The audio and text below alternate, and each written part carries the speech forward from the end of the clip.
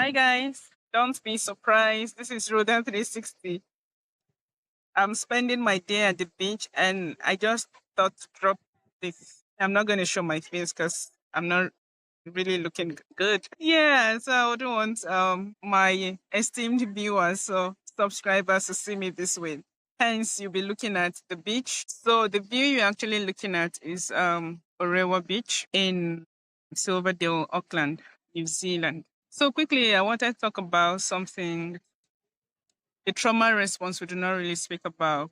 So, and I want to start with a question. I want to ask you, why do you always see your to-do list as a threat? So we make those to-do lists, maybe daily plan of what we'll do throughout the day, or weekly plans, or even monthly or yearly plans. But when we look at them, we feel threatened. Why do we do that? Or you go to the office or you work from home, somehow you sit down at your desk, you open your notebook or your good notes or that favorite notebook or that favorite app or even your calendar. When you look at the things, list of things you need to accomplish that day. To every other person, it's just ink on paper.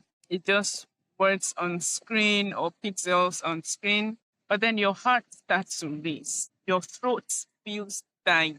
Suddenly, you find yourself scrolling through social media or cleaning a kitchen that was already clean, sparking up conversations with colleagues who may even consider that you're disturbing them. Anything just to get away from that list. Why does a list of tasks feel like a physical threat? Why does maybe a list like send that email or drink that water or write that paragraph feel the same to your brain as something like run away from a predator? Today on Rhoda 360, we are talking about the biochemistry of being overwhelmed. So we're looking at the biological and chemical pathways. I don't want to say pathways. I don't really want to go into the biological and chemical stuff. But that thing that makes us look at our to-do list and feel overwhelmed, that causes procrastination, that make us to rather browse social media or do other things apart from the things that we are really meant to do on that day. So on this episode, we're going 360 on why our brain perceives our productivity as a battleground and how to turn, your to-do list into a tool instead of a trigger. If this episode feels like something that normally happens to you or someone please listen to the end, subscribe to support the channel, and so you always get notifications about when I post things like this. Because aside the interviews I'll be having on the podcast, I'll also be talking about trauma responses and the shadows that follow us from childhood and how we can overcome that. So yeah, back to the video. Don't forget to subscribe, like, share. Thank you for all your engagement so far. So to understand this, we have to, look at the part of the brain that is responsible for our survival. When you have a history of high pressure or trauma, your brain becomes hyper vigilant. We talked about hyper independence in the last episode. This hyper vigilance, causes your brain to equate failure with danger. So when you sense failure, you also sense danger. So sometimes you would rather not do that thing in order not to fail than to do it and not knowing the outcome. I don't know if I'm making sense this afternoon. I'm just enjoying this beautiful view. So if you don't finish the list, you might fail. If you fail, you might lose your job. If you lose your job, you are not safe. So you see the cycle. In that instant, your brain skips the logic and go straight to survival mode. Your to-do list is not just a set of tasks anymore. It's a list of ways you might be found out or rejected, because that's what your brain is telling you. So you are not procrastinating because you're lazy. Instead, because your nervous system is trying to protect you from the perceived harm. So most procrastination is not out of laziness it's just because it's your brain trying to protect you from the harm. It's your brain trying to tell you, you better not do it so that you don't fail. Because if you fail, you'll not be safe. Or if you fail, you'll be laughed at. Or if you fail, you would lose it, You lose something, maybe you lose that contract or that business. Or if you submit that draft, yeah, it's going to be viewed as though you're not serious or you've not done enough. So for those of us with past trauma, a to-do list often represents like external expectations, right? So if you grew up in an environment where your worth was tied to your performance, where you were only good if you were useful, or if you were useful, you're not even useful enough, your to-do list is a heavy burden because every time you look at it, what happens to you is that the trauma response begins to act up. What if I don't do it well? Will I be termed useful? What if I don't complete that project? What would my HR or my CEO see me as a partner, a wife, or a husband? What if I don't make that meal? What would my partner, how will my partner look at me? Things like that. That list, like I said, is usually a heavy burden for someone who has suffered some form of trauma or is going through something they don't know, like a repercussion of something that happened to them before.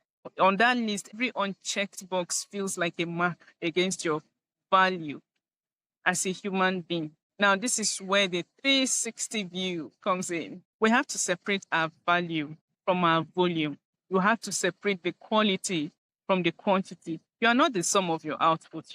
When the list feels like a threat, it's usually because your internal child is afraid of being punished for not being perfect, which is something that has happened to the majority of us on this platform who were traumatized in childhood for not being perfect, for making mistakes, for sometimes just being children, or many times just being people that someone that is growing up, right? So, how do we now lower the stress level?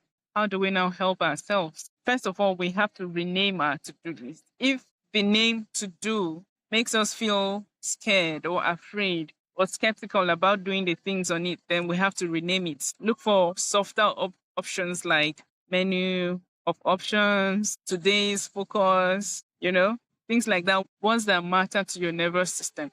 For me, fortunately, or even, I many times I name my to-do list as chocolates. I love dark chocolates and I have them a lot. So my dark chocolates are like the reward I have when I finish my target for the day. So I just name it dark chocolate. Then probably put the 3 to 5 or 7 things I need to do that day. So just use words that matter to your nervous system to rename your to-do list. The next one is the rule of one. The rule of one is when the list feels like a monster, like when you have so many things to do or so many important things on the list, like you have to go to your kids' school, you have to be at that manager's meeting, you have to, be in so many important events in the same day. Pick one tiny thing, the tiniest thing. Not the write the project proposal, not the open the Word document. Prove to your brain that the task is safe. Don't start from the big stuff. That I know some people will be like, yeah, when you write your to-do list, start from the big stuff, then you do the tiny stuff later on. But then when the big stuff is looking like a monster to you, you have to, you know, you have to work on it and then choose the tiny one. Then if you feel maybe you're looking at your list any day and then you feel like the freeze is coming, you're going to freeze, you're going to run onto social media or just scared up, stand up and shake your arms. Shake your arms. Because shaking your body or shaking your arms or taking that walk and back signals to your body that you are mobile. You are not frozen. Your brain, your heart, your mind, your muscles are not frozen. You are mobile. And then it tells your brain that you are safe and you are in control of the situation. So dear, your productivity should serve you. Like it should serve you. You shouldn't be like a slave to your productivity. You shouldn't be a slave to your own productivity. So tomorrow morning, yeah, tomorrow morning is a Sunday, but people work on Sundays too. So let's just use Monday morning. When you look at that list on a Monday morning, take a deep breath and remind yourself, these are things I need to do. These things that I do, they are not who I am. It's just for a moment. They are not who I am. So let's keep moving towards a full cycle, towards full wholeness. not just being good in one aspect and not good in the other aspect. This is Rhoda, and this is Rhoda's 360. See you in the next episode. Bye.